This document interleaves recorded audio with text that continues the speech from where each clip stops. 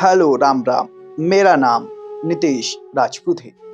आज हम बात करेंगे कि रामायण का जो चरित्र था उर्मिला का, वो उनके ही पति लक्ष्मण की मृत्यु के बाद क्यों जोर जोर से हंसने लगी।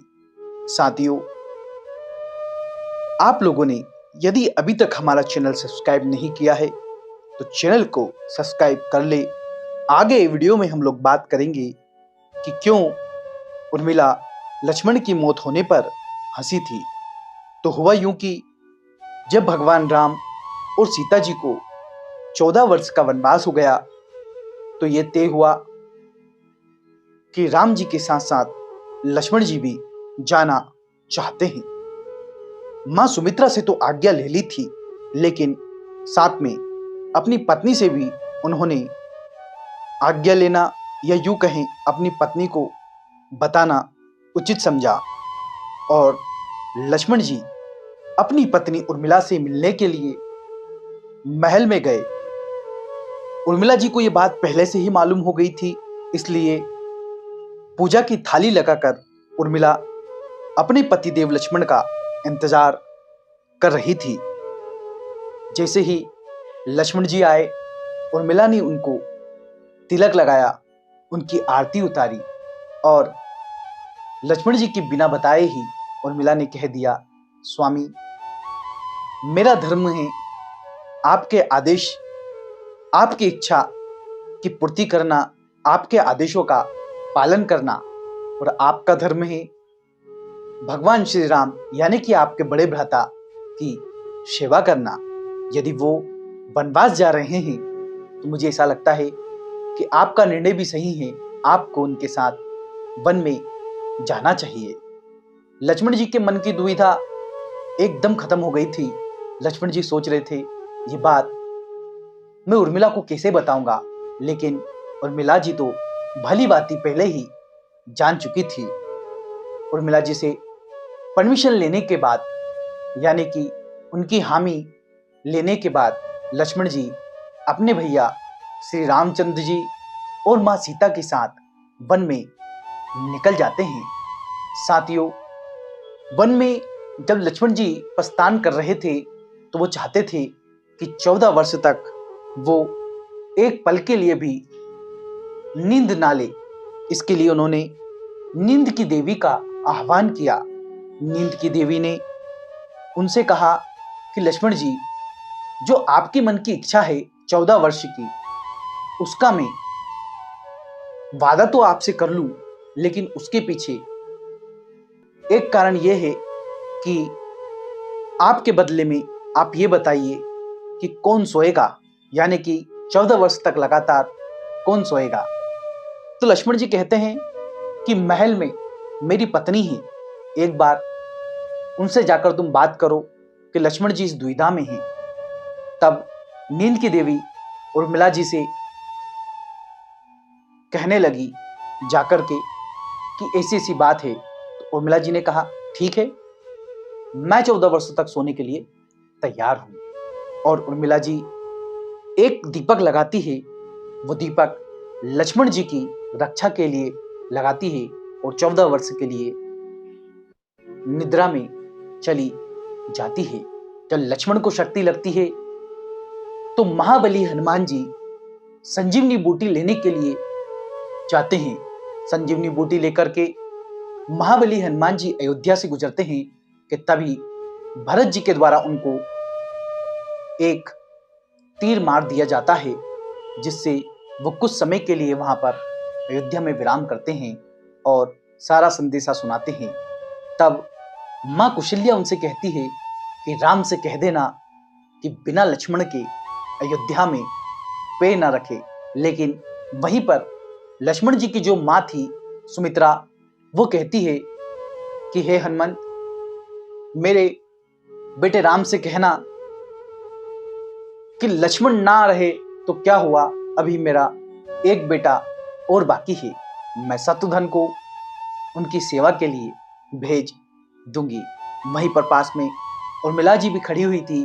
तो हनुमान जी ने पूछा कि आपको कुछ डर नहीं लगता, आपको कुछ भय नहीं लगता? तो उर्मिला जी ने बड़ा सुंदर जवाब दिया कि भय और डर किस बात का, मेरा दीपक तो अभी जल रहा है, और जब तक मेरा दीपक जल रहा है मेरे स्वामी हमेशा जीवित रहेंगे। साथियों, आज्ञा लेकर हनुमान जी वहां से संजीवनी बूटी लेकर राम जी के पास यानी कि उस विश्राम स्थल पर आ जाते हैं जहां पर सभी लोग उनका इंतजार कर रहे थे। इधर लक्ष्मण जी को संजीवनी बूटी दे दी गई थी और युद्ध फिर से प्रारंभ कर दिया गया था और राम जी के द्वारा रावण का भी वध कर दिया गया था। अब राम जी और लक्ष्मण जी सीता सहित अयोध्या आ जाते हैं। अयोध्या में कुछ वर्षों तक राज करते हैं और अब आता है भगवान की लीला समाप्त करने का समय। तो एक दिन काल भगवान श्री राम से मिलने के लिए आता है और भगवान श्री राम से मिलकर कहता है कि मुझे कुछ आपसे बात करनी है, लेकिन ध्यान रहे हम दोनों की जो पर्सनल बातें हैं कोई तीसरा आकर न सुन ले। यदि इसका कोई उल्लंघन करेगा तो आपको उस फला व्यक्ति को मृत्युदंड देना पड़ेगा। भगवान श्री राम ने कहा ऐसा हो ही नहीं सकता। इसके लिए भगवान श्री राम ने लक्ष्मण जी को जिस महल के अंदर राम जी और काल बैठ के मीटिंग करने वाले थे उसके दरवाजे पर लक्ष्मण जी को खड़ा किया और कहा कि लक्ष्मण, विदित रहे कोई भी व्यक्ति अंदर ना आ पाए। इधर राम जी और काल की मीटिंग चल रही थी कि तभी ऋषि दुर्वासा आ गए। ऋषि दुर्वासा गेट के पास आकर लक्ष्मण जी को कहने लगे मुझे श्री राम जी से मिलना है। तब लक्ष्मण जी ने कहा कि महात्मा, माफी चाहूंगा लेकिन आप अभी महाराज से नहीं मिल सकते। ऋषि दुर्वासा ने कहा अभी अर्जेंट में मिलना है और यदि मिलने नहीं दिया गया तो पूरे राज्य को समाप्त कर दूंगा।